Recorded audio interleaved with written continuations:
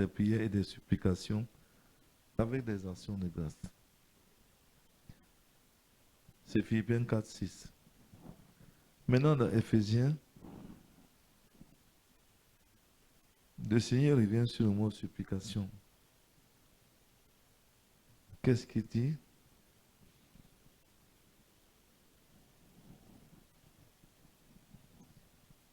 Éphésiens 6, 18. Faites en tout temps, par l'Esprit, toutes sortes de prières et de supplications. Bon. Pourquoi ce mot revient plusieurs fois? Parce que supplier quelqu'un, c'est parler avec insistance et humilité. Donc lorsque nous prions, on doit supplier. Et supplier veut dire insister dans l'humilité. Parce qu'il y a des gens qui demandent quelque chose à Dieu. Une fois, deux fois, ils s'arrêtent. C'est pas comme ça. Tu peux supplier 1 an, 2 ans, 3 ans, Dieu ne répond pas. La Bible dit que tu dois persévérer dans la supplication. Tu dois continuer à supplier. Pourquoi l'humilité?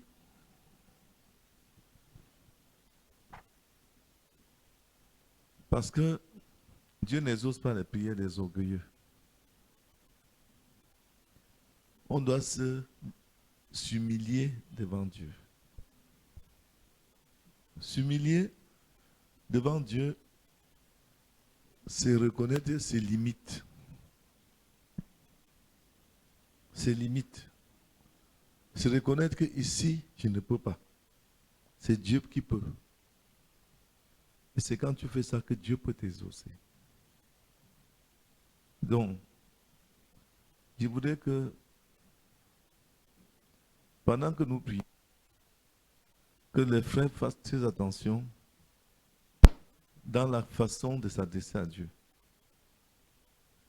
Parce qu'on ne peut pas s'adresser à Dieu comme si on parlait à un ami commun. Comme si on parlait à un petit ami commun.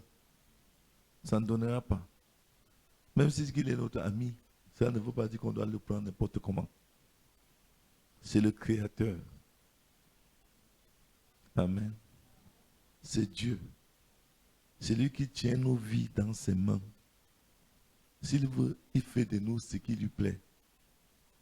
Si déjà quelqu'un peut tenir nos vies entre ses mains, nous faire vivre, nous faire mourir quand il veut, comme il veut, sans de compte à rendre à personne, on doit faire très attention quand on s'adresse à lui.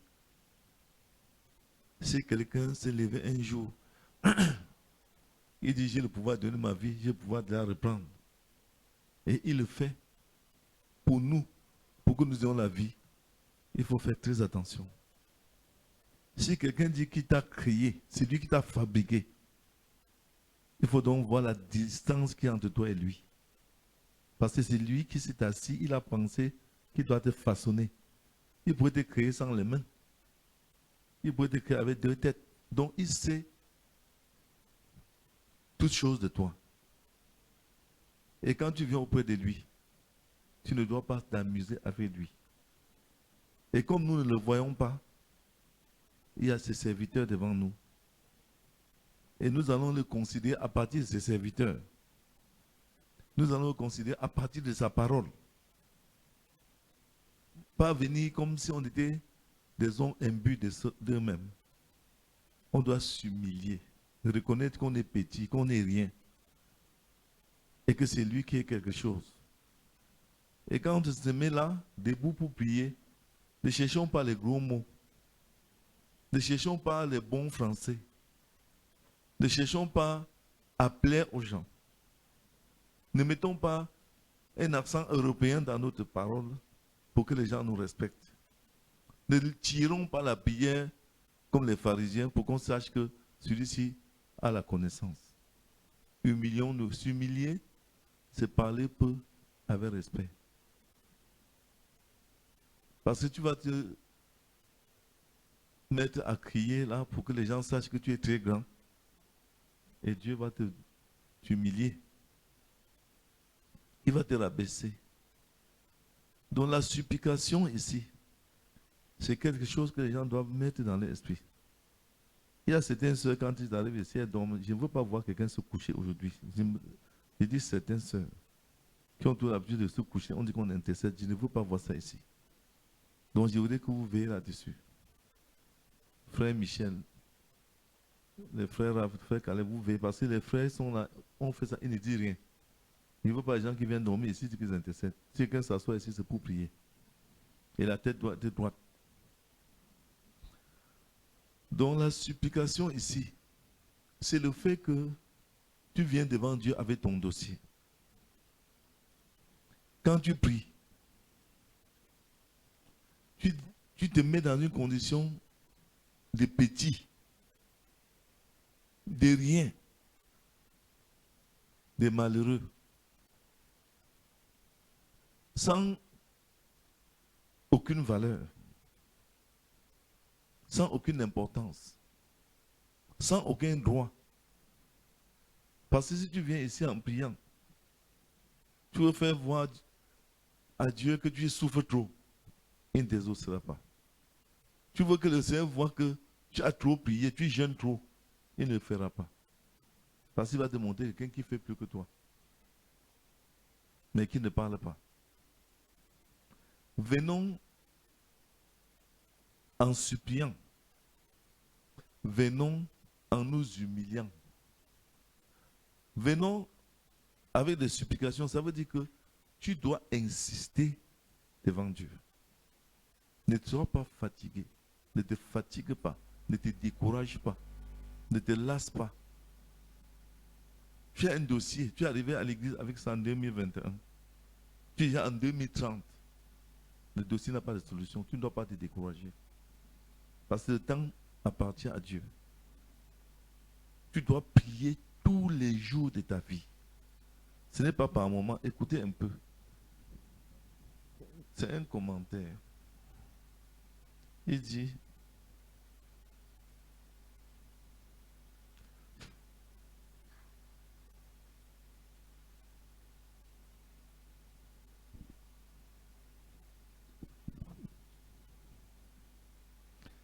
comment peut-on prier en tout temps?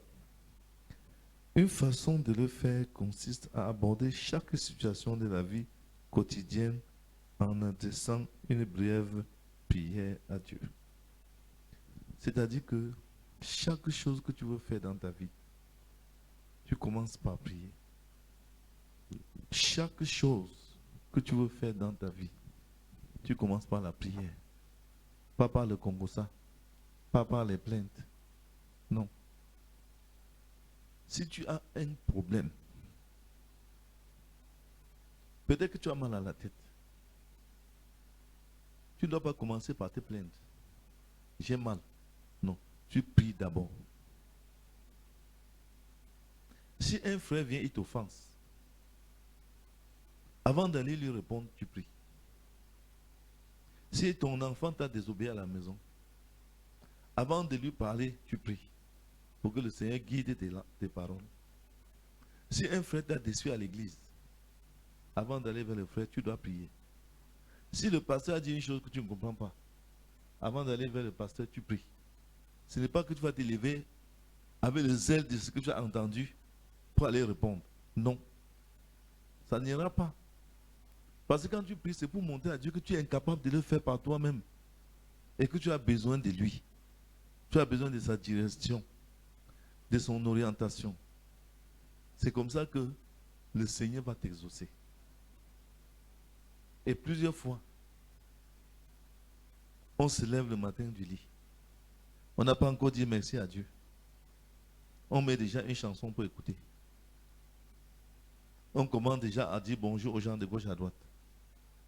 On n'a même pas encore parlé à Dieu pour qu'il puisse guider nos pas. Or, le mot prière ici, ça devient un fardeau parce que nous croyons que c'est un grand travail que Dieu nous a donné. Alors que c'est faux. La prière, ce n'est pas un grand travail que Dieu nous a donné. La prière, c'est le fait qu'un homme, une femme, doit toujours parler à Dieu de ce qu'il veut faire. Tu dois le consulter parce qu'il est ton guide. Il est ton conducteur. Sans lui, tu ne peux rien. Or, si les gens pouvaient comprendre ce que la prière veut dire, ils ne feront jamais rien sans avoir parlé à Dieu. Même quand tu veux manger, la première des choses, c'est de prier. Tu veux boire un verre d'eau, même si c'est ton eau dans ta chambre, tu as mis dans ta chambre. Tu te lèves la nuit pour boire, prie d'abord. Ne dis pas que c'est mon eau. Si c'est ton habit, tu veux porter, confie cet habit à Dieu. Seigneur, je te bénis pour ce vêtement. Tu portes. Ne dis pas que c'est dans mon placard, ce sont mes habits. Non. Tu ne connais pas ce qui s'est passé. La prière doit se faire constamment, en tout temps. Tu es dans ta maison. Tu veux aller à la boutique pour payer du pain. Seigneur, conduis-moi à la boutique, ramène-moi en paix. C'est simple. Ne dis pas que non, c'est chez Divan, tout le temps j'y vais, je reviens. Un serpent peut te mordre en route, une moto peut te cogner, un véhicule peut te heurter, un fou peut t'agresser. Confie tout à Dieu. Prenons toujours le temps de le faire. Ne disons pas que ce n'est rien. Non.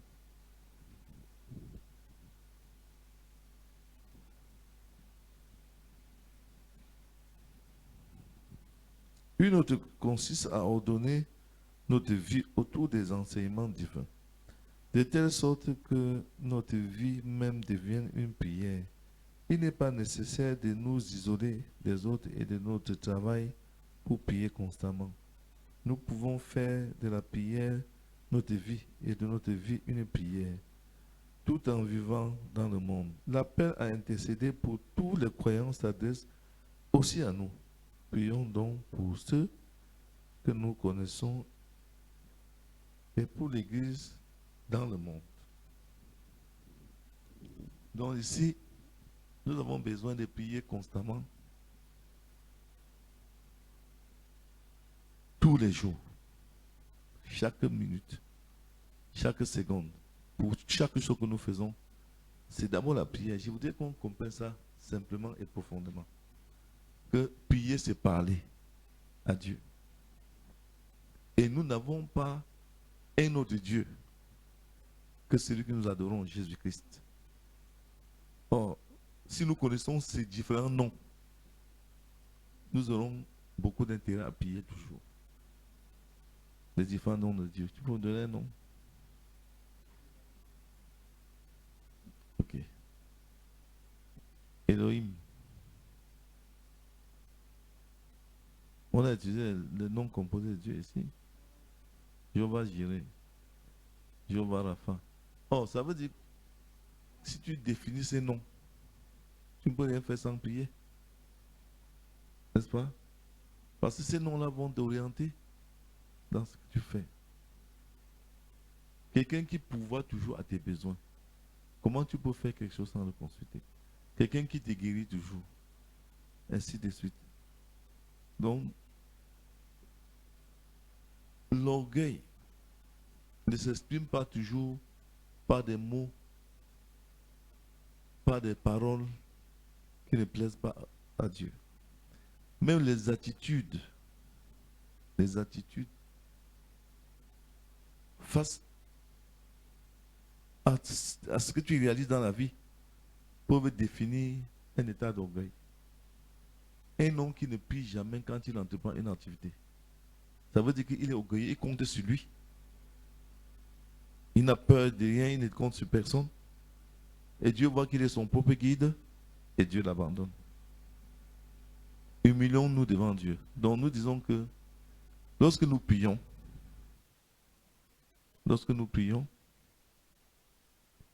on doit prier en suppliant, c'est-à-dire en insistant dans l'humilité.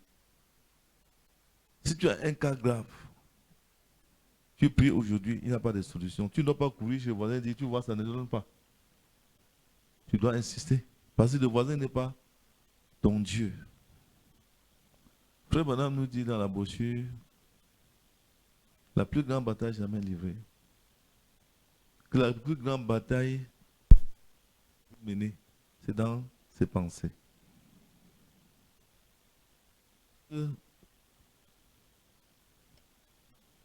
Des démons. Amen. Ce n'est pas la pensée. Et quand tu laisses ta pensée agir sur ton esprit, et l'esprit a un seul sens, la foi ou le doute. Si tu acceptes que ta pensée agisse sur ton esprit, et si ce qui entre dans l'esprit n'est pas la parole de Dieu, Frère Branham dit, c'est grave. Tu es pris au piège de Satan. Donc il ne faut rien laisser entrer dans ton esprit. Quand je dis entrer dans ton esprit, que la foi ne doit pas accepter ce qui ne vient pas de la parole. Parce que le diable attend ça. Bon, je voulais lire un truc ici pour que nous puissions laisser le temps d'arriver à 21h. Ce commentaire dit: dans la vie chrétienne, nous combattons contre des puissances et des autorités spirituelles, anges déchus, conduits par Satan, l'adversaire perfide. 1 Pierre 5, verset 8. Pour résister à l'aide d'attaque, nous devons recourir à la puissance de Dieu et à tous les éléments de l'armure qu'il a préparés pour nous. Ce conseil ne vaut pas pour l'Église seulement, mais pour tous ceux qui la composent. Tout le corps de Christ a besoin d'une armée. Quand nous combattons contre les souverains de ce monde de ténèbres, faisons-le avec l'appui de l'Église qui tire sa force du Saint-Esprit. Amen. C'est contre les démons obéissant à Satan que nous combattons. Il ne s'agit pas d'être imaginaires. Ils sont au contraire bien réels et constituent une armée puissante qui a pour objectif de vaincre l'Église. Dès l'instant où nous croyons en Jésus, ces êtres deviennent nos ennemis. Et ils ont recours à tous les moyens pour nous détourner de lui et nous ramener au péché. Bien qu'assurés de la victoire, nous devons combattre jusqu'au retour de Christ.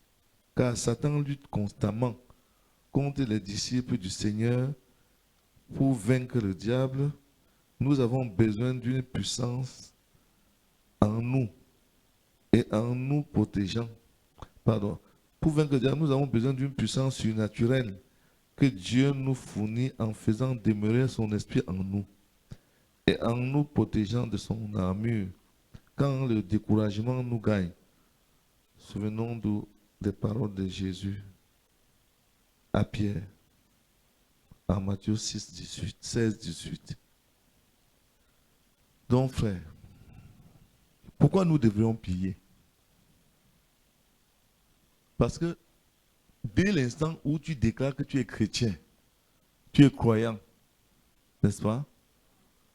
Il y a une armée constituée de démons qui obéissent à Dieu, qui sont prêts à tout pour t'empêcher de vivre chrétiennement jusqu'à la fin. Et cette armée-là est réelle, elle est physique et spirituelle. Ne prenez pas ça à la légère, c'est une réalité. Ils sont dans les églises, ces démons, ils sont hors des églises, ils sont partout. Leur but, c'est de nous empêcher de servir le Seigneur. Et le combat là, c'est jusqu'à la mort. S'il peut te tuer, il te tue. Prenez 1 Pierre 5, verset 8. Il dit que le diable rôde comme un lion rugissant, chercher qui il va dévorer. Ce n'est pas qu'il cherche qui va s'amuser avec lui. Il va dévorer. Il doit tuer. Chacun de nous ici a déjà eu un coup grave. Tu prépares de l'argent pour aller payer peut-être une boutique dans laquelle tu vas te battre pour avoir ton pain quotidien, les bandits viennent voler. Or, les gens croient que C'est quelque chose de simple. Le bandit ne vient pas au hasard. C'est un esprit qui l'oriente vers toi pour prendre cet argent afin que ton projet échoue et que tu te prostitues, par exemple, si tu es une soeur. Ou que tu deviens un escroc si tu es un frère. Et on dit que ce sont des démons qui obéissent à Satan, qui habitent dans ce bandit pour venir faire ce travail. Et il t'a bien ciblé. Il n'est pas arrivé là par hasard. Tu es fiancé à un frère ou à une soeur, un membre de l'église ou bien quelqu'un dans le monde gâte ce mariage. Ce n'est pas un phénomène de hasard. Ce sont des démons qui obéissent à Satan, qui sont là pour obstruer les voies des enfants de Dieu. Il vient étant préparé à détruire ce ménage. Ce n'est pas un fait de hasard. Tu as payé une voiture. Regarde le frère Jacques. Il a payé une voiture. Il n'a même pas encore conduit. Mais voilà une femme qui vient heurter la voiture. Elle casse la portière. Est-ce que c'est un fait de hasard?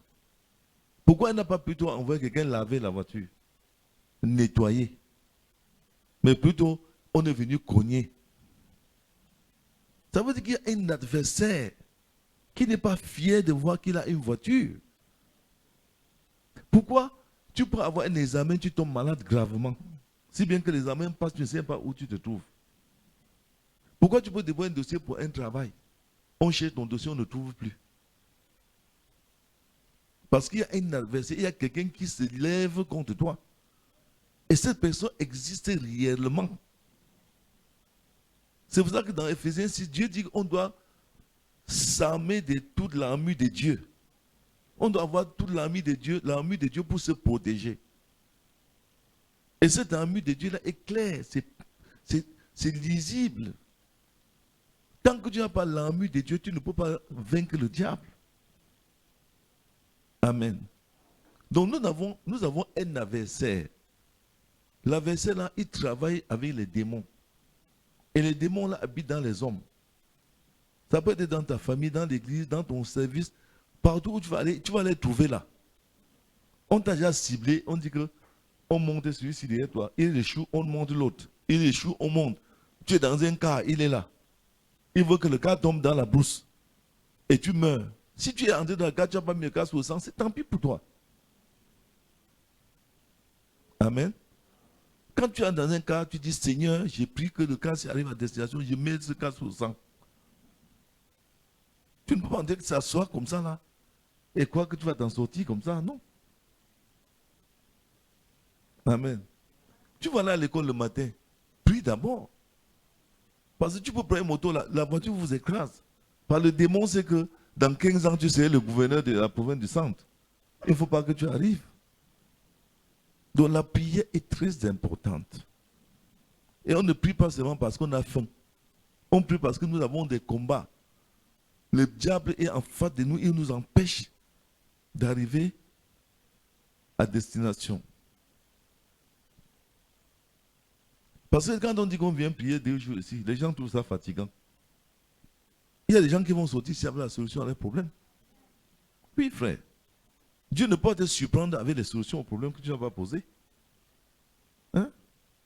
C'est quand tu pleures, tu supplies que Dieu se souvienne de toi. La Bible dit dans Acte 10, à Corneille, que tes prières et tes aumônes sont montées à Dieu. Et dans Luc 7, je crois, les Juifs disent à Jésus, c'est cet homme qui a bâti notre synagogue. Et vous ne pouvez rien faire chez Dieu